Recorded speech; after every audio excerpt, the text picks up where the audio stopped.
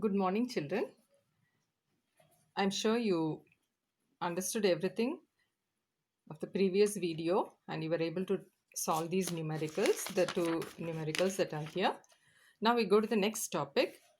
Images formed in a pair of mirror placed parallel to each other. So we're going to have two cases. One is parallel to each other, other one perpendicular to each other. Okay. So these diagrams are very important. One of these two usually comes. So I'm going to um, show you how to get the diagram. Now the first thing is, in case of parallel mirrors, okay, in case of parallel mirrors means two mirrors are kept like this.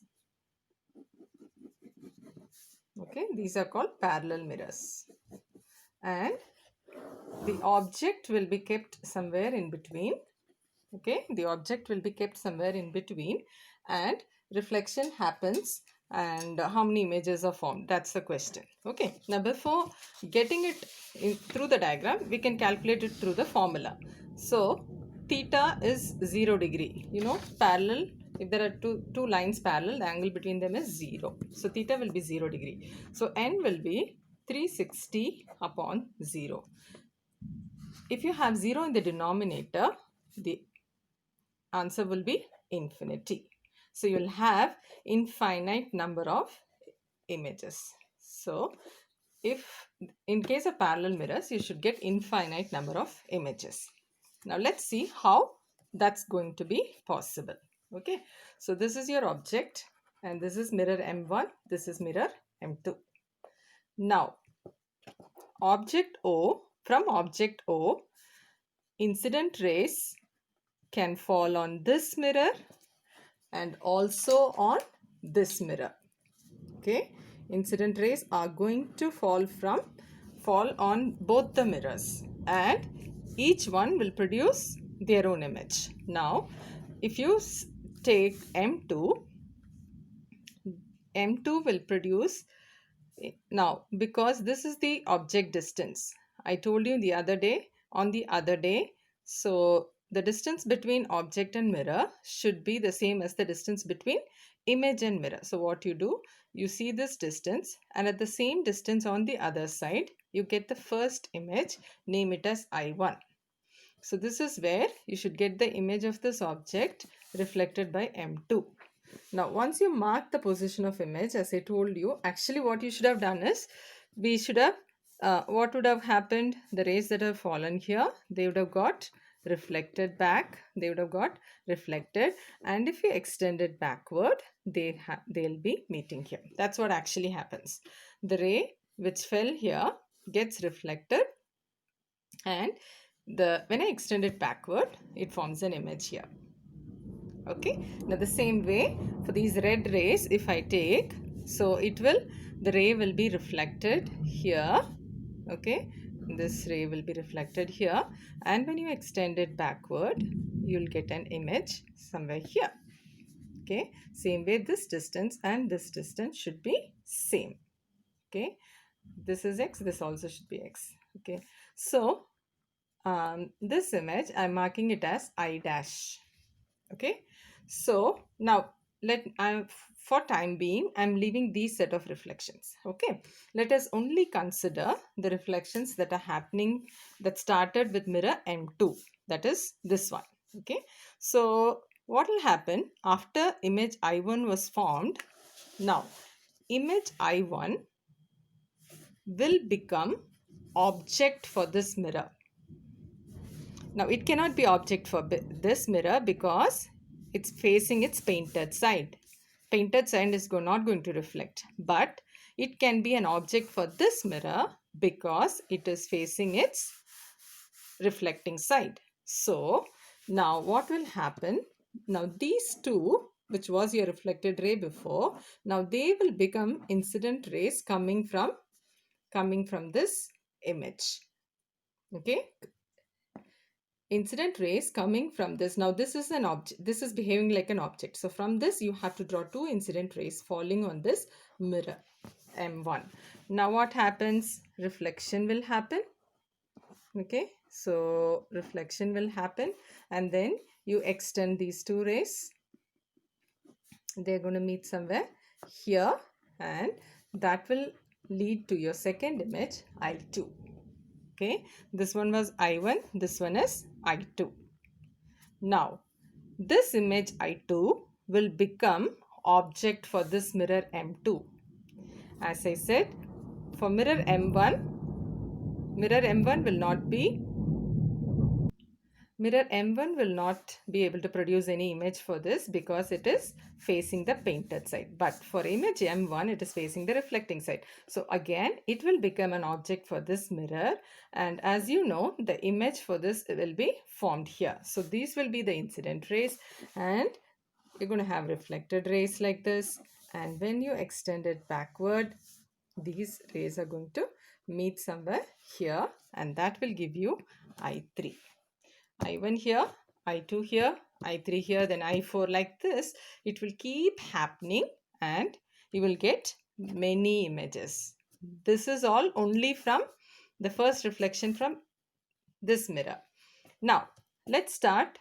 Now, this also, this image that formed first due to the reflection from M1, now I dash, okay, I've noted as I dash. Now, this will become an object for this mirror M2, and so you don't draw the ray diagram, don't draw rays, it will be too confusing.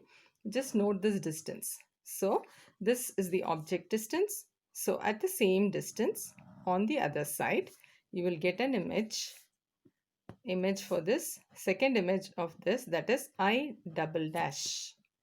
I double dash. Now I double dash will become an object for M1 again.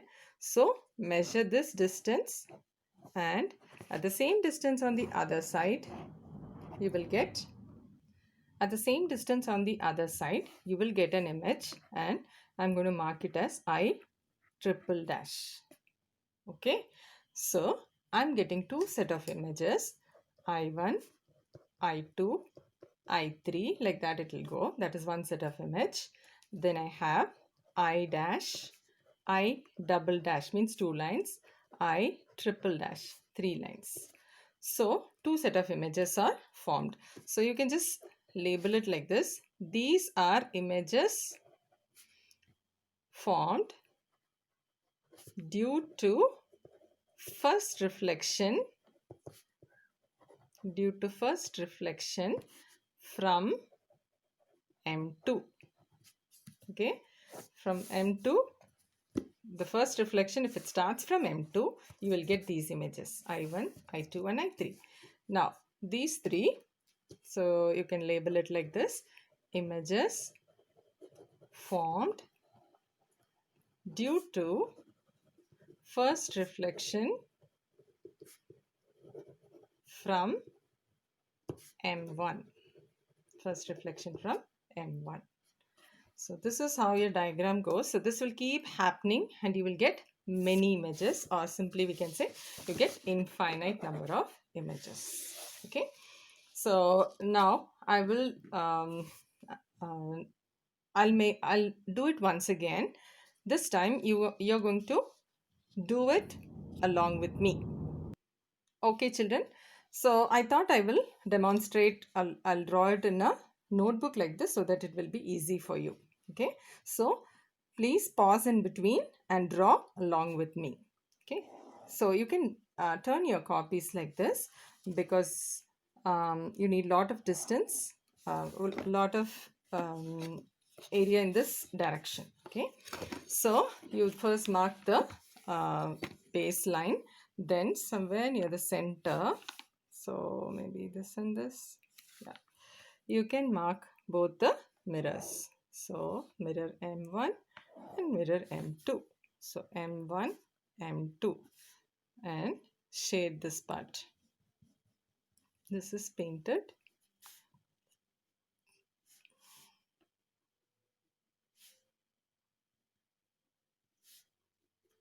Okay. Now in between, okay, it should be symmetrical, exactly in between these two, you're going to place the object. Now we'll start with the first set of images formed by mirror M2. Okay, we are not doing the red ones, I'm doing the black ones first. So you draw two incident rays from this object to this mirror, and then now as I told you, actually what you should do, you should draw the reflected rays, extend it back, it should meet here. Now most of the times, as I told you, the distance may not be same. So what you do, see this distance, 1.5 lines. So 1.5 lines on the other side, I'll get my first image. So after marking the image position, what you will do with your scale, you put dotted line here and then a solid line here. Same way, a dotted line till this and a solid line here. Did you get it, children? So I marked the object distance. At the same distance on the other side of mirror, you should get an image, that is I1. And from that, you draw like this, that will give you the reflected rays. Now, this becomes object for this. So these will be the incident rays coming. So now what you know, this is the mirror and this is the object. Okay, this is the mirror for which this is the object. So what you have to do, the same distance on the other side, you'll get an image for this. So let's calculate the number of lines. 1, 2, 3, 4, 4.5. So on this other side, 1, 2, 3, 4, 4.5. So somewhere here, you will get the second image, I2. Hope you understood this distance. Okay, this is now acting as an object for mirror M1. So see this distance, 4.5 lines. So on the other side of this mirror at 4.5 lines, I'm putting this dot. That's where my image I2 should be formed. So once I mark the position of image, what I do, I draw a dotted line till this and then solid line. Same way, a dotted line till this and then a solid line. Okay, now the same way, this is going to become object for this mirror. So now I have to see this distance. Sorry, not this. Yeah. See this distance because this is object for this mirror. And on the other side, now how many lines? 1, 2, 3, 4, 5, 6, 7, 7.5. So 1, 2, 3, 4, 5, 6, 7, 7.5. So you get an image here. Okay, the same distance here. So that will be I3. Okay, so if you want, you can show it. So join it, put a dotted line till this. Put a dotted line till this and then extend it. Same way, put a dotted line for this and then extend it. Okay, so it's enough to show 3 images, I1, I2 and I3. Now the same way, you use some other color pencil and start with reflection from the other mirror. Now same way, now this is the mirror, this is the object. Where will you get the image? The first image here. Okay, 1.5. So this is 1.5 line. I dash. Okay, so what will happen, you should draw the reflected ray like this. So now you need not show all the rays, it will be too confusing, but you just mark the image position. Now this becomes object for this. Again 1, 2, 3, 4.5 lines. So on the others 4.5 lines, 1, 2, 3, 4, 4.5. So here you get the image for this, that is I double dash. Now this becomes object for this mirror. 7.5 lines is this distance and 1, 2, 3, 4, 5, 6, 7.5. So at this point, I get my third image, I triple dash. Okay, children. So this keeps happening and we say we get infinite number of images. Basically, many images. We call it infinite number of images. And make sure you write this after drawing the diagram. You show like this, I1, comma I2, comma I3, etc. or images formed due to first reflection from M2. First reflection from M2. The reflection that started here first, the images formed are those. And then the same color pen which you used for the other one, I dash, I double dash, and I triple dash are the images formed due to first reflection from M1. From M1. These are like labeling children. So this is the diagram when two mirrors are placed parallel. So parallel to parallel mirrors. And you get infinite number of images. I hope you understood it clearly. Please draw it clearly in your notebook, and in your examination one of these two diagrams usually comes, either parallel or perpendicular. Now open the book. Let's quickly see what all we have to study from here. First is apply the formula and show that 360 by 0, so it is infinity. You're going to get infinite number of images. Then come to this one. Now we say infinite. Do you think it's going to be infinite? No, actually what will happen is, as more and more reflection happens, the images that are formed after this and all, their intensity decreases, in the sense, because of reflecting again and again and again, those images will become dull. They will become dull and you can't see it beyond a limit. So that's why many images are formed, but the brightness of remote images, remote means distant, the images that are at a distant, means the images that are far away from the mirror, keeps on decreasing, because at each reflection some light is absorbed. So this observation also you're supposed to notice. Okay, then coming to the use, where is it used? In a showroom and in a barber shop, mirrors are arranged in this manner. Okay, so you can leave this note for now. We'll go to the second one, images formed by two mirrors placed perpendicular to each other. Okay, I'll draw directly in the notebook. You can understand this is little easier compared to that. So first, perpendicular mirrors. First, we have to calculate the number of images in the formula. So, perpendicular mirrors means theta will be 90 degree and our n is 360 by theta, that is 360 by 90, that is 4. If it is even, then 4 minus 1, so you should get 3 images. Okay, we're going to take the object symmetrical. We're going to take the object symmetrical and we're going to have 3. Anyway, if it is even, you will always have odd number of images. So to draw this diagram, you're going to please take a compass. I didn't have a compass, so I'm using this.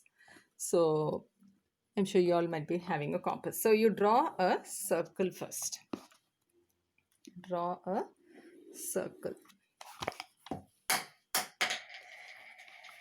Now mark the center. 1, 2, 3, 4, 5, 6, 7, 8, 5 and a half. So my center should be somewhere here. If you use a compass, you won't have a problem. Okay, so this is my center.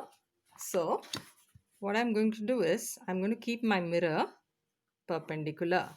One mirror like this. This is mirror M1, and then my other mirror will be like this. That is M2.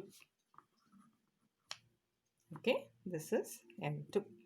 So these are the perpendicular mirrors. Now I'm going to keep an object somewhere in between. So this is my object O. Okay, so now same way, now reflected rays from this object can fall on this mirror and they can fall on this mirror. So this mirror also will form an image and this mirror also can form an image. So now let me take incident rays coming from object to this mirror. Okay, so what will happen? These rays are going to be reflected like this and extended back. They'll meet somewhere here. So as usual, because we won't get a correct one, so you do from the reverse. So you mark the position of image first. So your first image should come here. Okay, distance should be same. So I drew this line. So it's on the circumference, this is also on the circumference. Now, after getting the position of image, you're going to join these two, put a dotted line till this, and then extend it. Same way, put a dotted line till this and extend it. Okay, let's now leave this. Simultaneously, incident rays will fall on this mirror also. Incident rays will fall on this mirror also, and you will get an image of this. Now, where will you get? This is the mirror, this is the object, so image will be this side. Okay, so same way, you draw a dotted line first, like this, and wherever it touches the surface, okay, so that's where the image of this is found. Okay, formed. Let me take it as I3. Okay, this is I3. I'll tell you why later. Now, okay, so you need not show the reflected ray and all. It will be quite confusing. Just to show that, no, actually what will happen is, yeah, you have to join this and reflected rays. No problem. You just have to show that the image of this is formed here. Okay, now come to this image, the image that was formed here. Now this is going to become an object for this mirror. Now why not this mirror? Again, this mirror's painted part, it's facing this object, so it cannot reflect this object. But because this is, the rays can fall on this surface, which is the reflecting surface. Now this becomes an object, so you can just imagine that there is a mirror here extended. So this becomes an object for this mirror, and the image of that will be formed here. You understand? So this is the mirror, this is the mirror, this is the object. So image will be formed this side. So what you do, you draw a dotted line again. It will touch here. So that will be I2. Okay. So now the same way, this image that was formed due to the first reflection from M2, now this will become an object for this mirror. Just imagine this mirror, because the rays can go and hit there. So this will become, this is becoming an object for this mirror. So an image of this is going to be formed again on the other side of the mirror, and that too at exactly the same point. Why? When you put a dotted line, again it's going to join here exactly. So you will be getting the image for this here. So I2, I4. Basically two images, they will overlap and you will see as a single image. Okay, overlapping of two images, but you will see a single image. So now let us count. So you will get 1. This is a single image. So 1, 2 and 3. So that's how you get 3 images when you keep perpendicular mirrors. I hope you understood it, children. Okay, so once again, you see the video, pause it in between and draw it neatly and clearly. Okay, now what could be the labeling or the information that you can give? I1 and I2 are the images formed due to first reflection from M1. Okay, the reflection that started from M1 produced these two images. And then I3 and I4, I3, I4 are the images formed due to first reflection from M2. Okay, so this information you can give here. Okay, so this is the diagram that you have drawn. They have not shown the second set of, means the rays that fall here on this mirror. It's okay. Okay, so the conclusions that all you have to know is, first you have to show this calculation and say so 3 images have to be formed. So then these are the steps. Anyway, you don't have to remember the steps, but few conclusions. The conclusions that you have to remember is, as such, okay, the image formed by mirror OB is P4, which is at the same point as P3. So they overlap with each other. So as such, 3 images are formed in this case. Okay. So geometrically, it can be seen that P1, P2, P3 and object P all lie on a circle. So that's why I kept putting the dotted lines. All this object and these 3 images will be falling or lie on a circle whose center is at O and radius is OP. Okay, so this is all about perpendicular mirrors, children. Then you have some uses. Very simple. Most common uses as a looking glass. Plain mirror ka use. Okay, not this double or this one. Plain mirrors uses used as a looking glass. Optician's room to increase the effective length of the room. Okay, so then in barber shop, so till this you can write. In barber shop for seeing the hair at the back of head. So you have parallel mirrors. Here also parallel mirrors. Okay. In a periscope, 2 parallel mirrors, each inclined at 45 degree with vertical walls are used. You know what's a periscope? It is something like this that is used. Okay, if you see from here, you can see things that are happening at a higher level. Okay, at some higher level. So there is a mirror here and mirror here. So in a periscope, 2 parallel mirrors, each inclined at 45 degree with vertical walls are placed. Kaleidoscope. I'm sure this you would have also seen. 3 mirrors inclined with each other at 60 degree as used. So if small color bangles are kept, okay, and you rotate it, you will see different designs. Solar heating device such as solar cooker, plane mirror is used to reflect the incident light from the sun on the substance to be heated. So with this, B part is over. Please make sure you draw the diagrams properly. Thank you, children.